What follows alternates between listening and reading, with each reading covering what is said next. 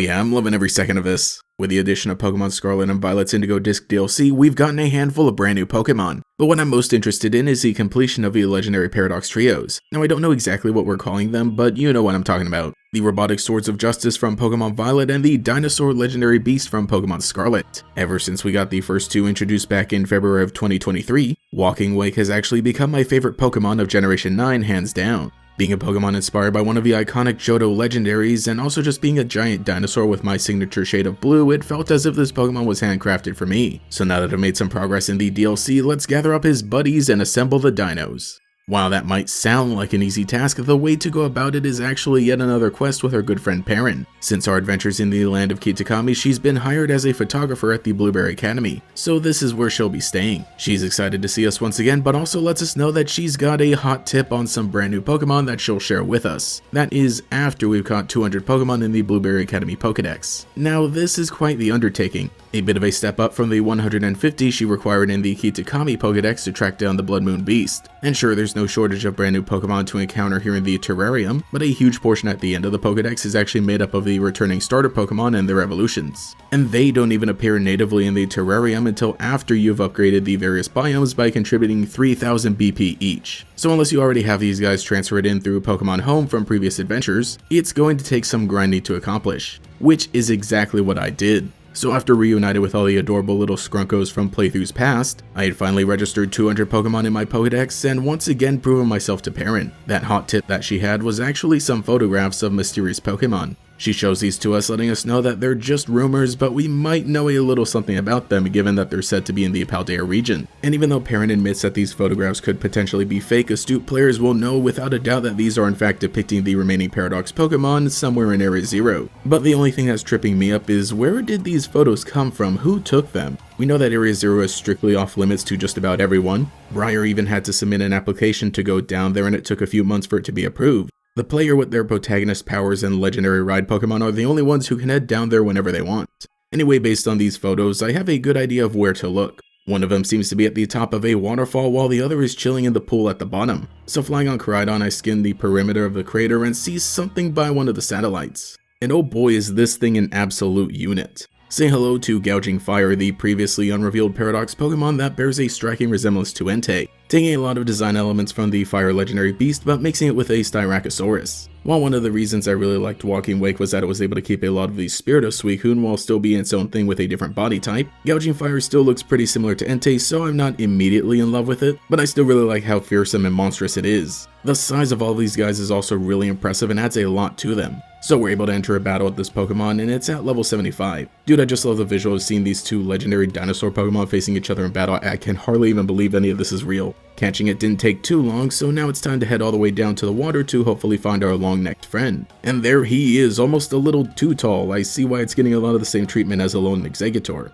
We've already met Raging Bolt back when it was first revealed in a trailer a few months ago. Taking Raikou and combining it with a Brachiosaurus is another level of genius, even if the saber-tooth face looks a little goofy on top of that neck. This thing barely even fits in frame during battle, but I eventually caught it as well. Once we report back to Perrin, she basically just tells us a little about the rumors that have spread about these Pokemon and then gives us a Sport Ball as a reward. Yet another epic Johto reference. And that's really it for the quest. All these Pokemon don't exactly have a huge and significant story or lore behind them, they just kind of exist in the same way that all the other Paradox Pokemon do. And if you completed the extra story event with the actual human professor, or watch my video about it, you'll know that we kind of get an explanation for the Paradox Pokemon. That being that they aren't direct ancestors or descendants of the Pokemon we know in modern day, but instead come from alternate timelines, one where every Pokemon is a dinosaur and one where every Pokemon is a robot. My own personal thoughts on this development is that it actually makes things a lot better, because we don't have to worry about how exactly they fit into the lore. There's absolutely no way for Walking Wake and Suicune to be definitively connected in the same timeline. Setting up the Paradox Pokemon this way allows these designs to be some fun iterations without completely breaking established lore. And I am so glad that's the case because it cannot be overstated just how much I love this trio of Pokemon specifically.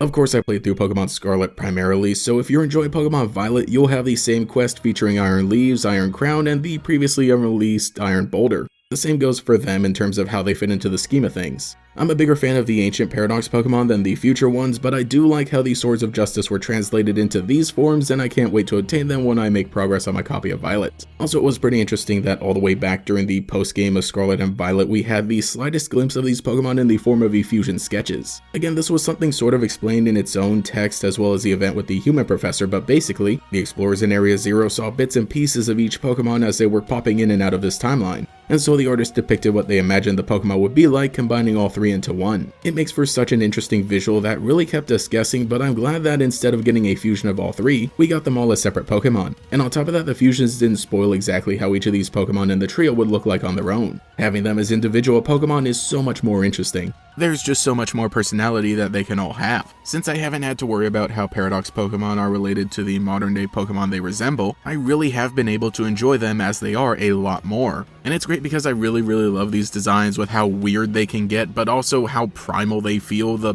past Paradox Pokemon specifically. The future Paradox Pokemon are still really cool. The legendary beasts have their own personalities, and the dinos have something completely different. And I do really love these signature moves that they have, and yeah, giving them signature moves at all was like a great idea, just actually making these Pokemon a lot more special than the other Paradox ones. They're basically legendary Pokemon without actually being legendaries. I do also like that in this trio, Walking Wake still kind of has the leader energy as he first revealed, and the fact that it's the standard big carnivore of the group. I know I was making a few Power Ranger jokes already, but like these three actually look like something right out of Dino Thunder. I mean, we even got Raging Bolt for the literal thunder. Heck, the robot Swords of Justice look like they could just legitimately combine into a Megazord whenever they wanted to. So let me know what you think about all these Pokemon in the comments below. Which trio do you prefer, and which one of each trio is your favorite? Like I said, Walking Wake is definitely my favorite Pokemon of this bunch, and is just my favorite Pokemon of Generation 9 full stop. For all intents and purposes, this is my new mascot for the remainder of the generation. Anyway, I'm off to enjoy my time actually becoming a giant blue dinosaur and just walking on water. My dreams have all come true.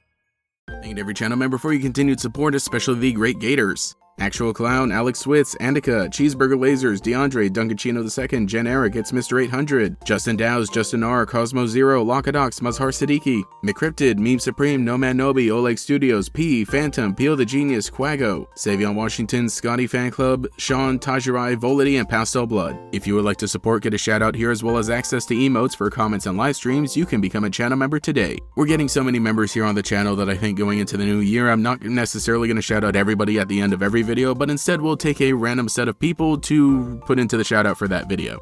And that will also definitely include anyone who's joined as a new member for that week. Though don't worry, I'll definitely be working on some additional perks that will just kind of beef everything up, so stay tuned for that. But anyway, you can also follow me on Twitter for more memes and Twitch for more streams. Anyway, this is GatorX, and I'll catch you all later. Rated everyone. The world is in danger again. You can join the Power Rangers and power up. Help the Power Rangers destroy evil. Only you can defeat the enemy. Now's your chance to join the Rangers and Power Rangers Dino Thunder the video game.